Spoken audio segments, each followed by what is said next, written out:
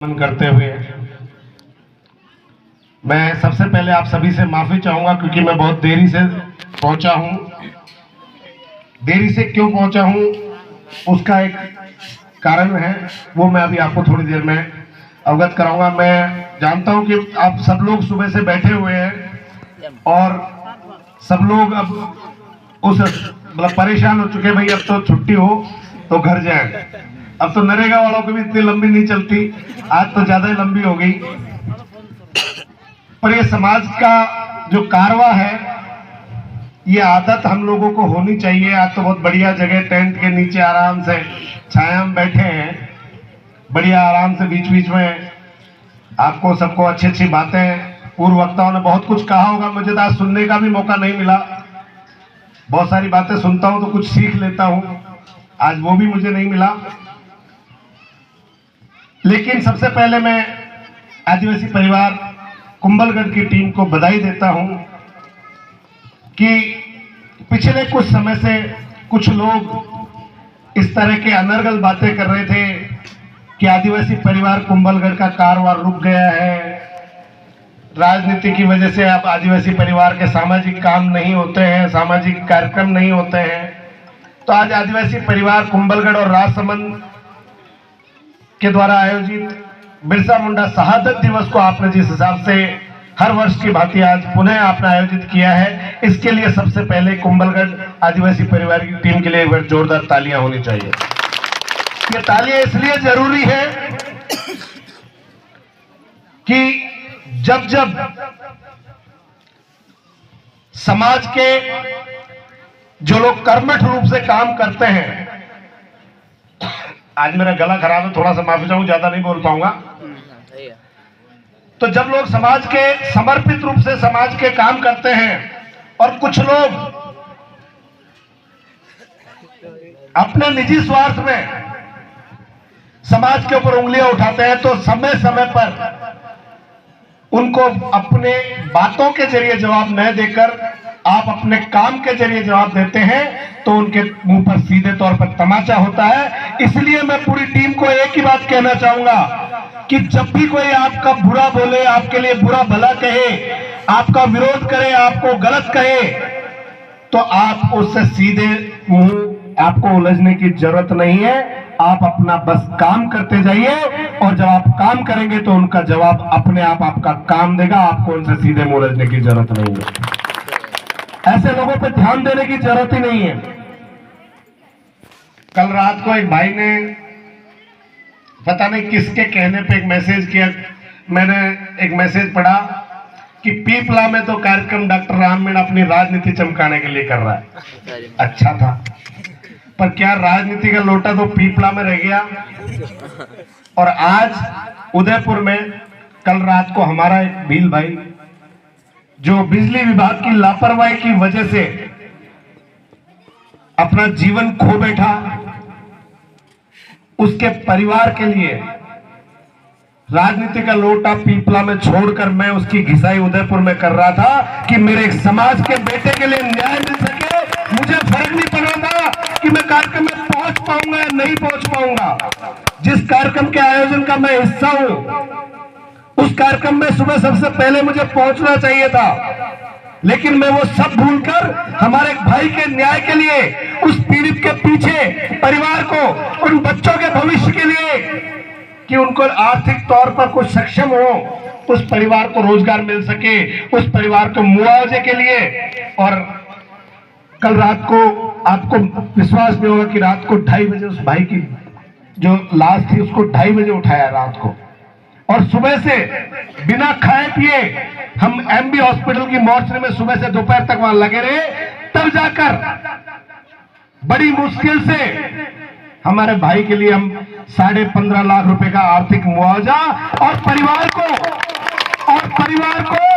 सरकारी नौकरी का लिखित में जब तक प्रशासन ने नहीं दिया, तब तक आपका भाई यहाँ राजनीति का लोटा यहाँ पड़ा था, वहां घिसाई कर रहा था। अब सोच लीजिए भैया, मेरे को तो ऐसी राजनीति करना आती है। मैं राजनीतिक आदमी हो सकता हूं, मैंने चुनाव लड़ा तो राजनीति का ठप्पा तो मेरे ऊपर लगा हुआ है, पर मुझे ऐसी राजनीति करनी आती है, मुझे फर्क नहीं पड़ता कि कार्यक्रम छूट जाए, लेकिन मेरे लिए मेरे समाज का पीड़ित, दुखी, परेशान वो भाई, उसकी मदद करना, उसकी सेवा करना, उसके लिए संघर्ष करना मेरी पहली प्राथमिकता है। मुझे फर्क नहीं पड़ता उसके बदले में कितनी राजनीति छूटे, कितना नुकसान होगा, मैंने कभी इस बात का आकलन नहीं किया। और ऐसे लोगों को क्या है कि सिर्फ मंच पर भाषण देना आता है। जो लोग इस तरह की बात करते हैं उनको केवल क्या मंच चाहिए होता है भाषण देने के लिए। और पिछले कुछ समय से हुआ ये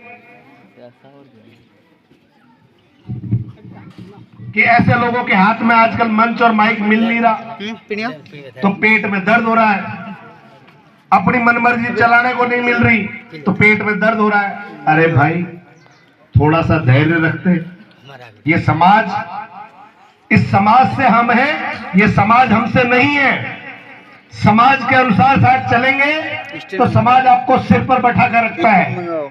आज चाहे डॉक्टर राम मीणा हो और चाहे कोई और हो, अगर समाज के साथ, समाज को साथ लेकर चले, समाज के हिसाब से चलते हैं तो ये समाज है, ये हमको सिर पर बिठा के रखता है। लेकिन जिस दिन डॉक्टर राम मीणा या और कोई भी हो वो सोचे कि ये समाज तो मेरा गुलाम हो गया, मेरे हिसाब से चलाऊंगा, तो अभी ताजा ताजा देख लेना मालवीय जी का हाल बांसवाड़ा में क्या हुआ। ज्यादा पुरानी नहीं, अभी लेटेस्ट समाज को गुलाम समझने वालों का हश्र क्या होता है, ये अभी लेटेस्ट 7-8 दिन पहले घटना है। राजनीतिक रूप से बिल्कुल बात नहीं कर रहा हूं, वो सामाजिक मामला है कि समाज को जब जब किसी ने अपना गुलाम समझा, समाज ने तब तब उनको बताया है कि समाज किसी की बपौती नहीं है, चाहे वो बच्चे की तरह लाड प्यार करता रहेगा। जिस दिन मैं समाज का बाप बनने की कोशिश करूंगा तो ये समाज सहन नहीं करेगा। तो भाई ये बात केवल समाज के अंदर भी लागू नहीं होती, समाज के बाहर भी लागू होती। कुछ लोग मेरे समाज को बहुत हल्के में लेते हैं, बहुत हल्के में ले रखा है। अब मेरी समस्या क्या है कि मैं समाज वालों को कम और बाहर वालों को ज्यादा ज्ञान देता हूं। और जब गलती से क्या होता है कि हमारे कार्यक्रम में मुझे नजर एक ही चीज आती है, अब बैठा है तो हमारे भाई को पीड़ा बताएंगे। अब पीड़ा किस से ज्यादा तकलीफ है हमारे यहाँ, अल्टीमेटली यहाँ हमारे लोगों को परेशान करते हैं सरकारी कर्मचारी, सरकारी विभाग। अब कर्मचारी तो किसी व्यक्तिगत में नहीं कह सकता, पर सरकारी विभाग वालों से हमारे लोग बहुत परेशान हैं। मैंने पहले भी कई कार्यक्रमों के माध्यम से, कई मंचों के माध्यम से कई अधिकारियों को सीधे तौर पर निवेदन किया है कि मेरे लोगों को बेवजह परेशान करना बंद कर दिया जाए, पर शायद अभी तक बाज नहीं आ रहा है। अभी अभी मेरे पास एक जानकारी आई कि भाई केसर गांव का एक मामला है, रास्ते को लेकर बहुत सालों से एक समस्या चल रही है। अब बाप दादा हमारे जिस रास्ते से चलते आए हैं, हाँ हमारे आदमियों को तो राजस्व रिकॉर्ड लिखना आता नहीं है कि कौन सा रास्ता कौन से कागज में कहाँ लिखा हुआ है। हमको तो हमारे बाप दादा ने बताया बेटा इस रास्ते से वहां तक अपन जाते हैं और वहीं से आते हैं।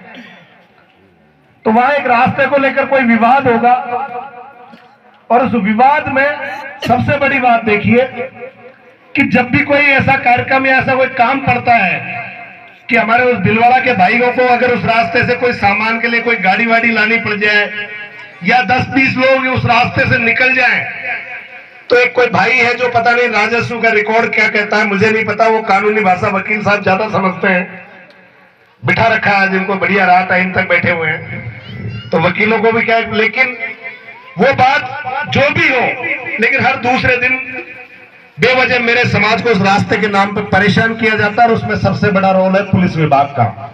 या मेरे पुलिस विभाग के भाई बैठे हैं, शायद केलवाड़ा थाना ही आपका है।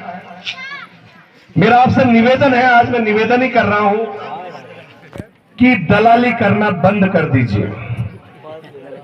साफ तौर पे कह रहा हूं, दलाली करना बंद कर दीजिए।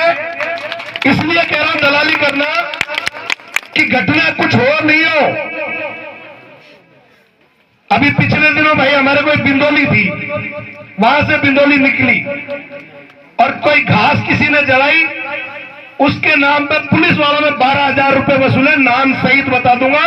और अगली बार अगर सुधरे नहीं, कान खोल के सुन लेना, ये डॉक्टर राम मीणा कुत्ती चीज है,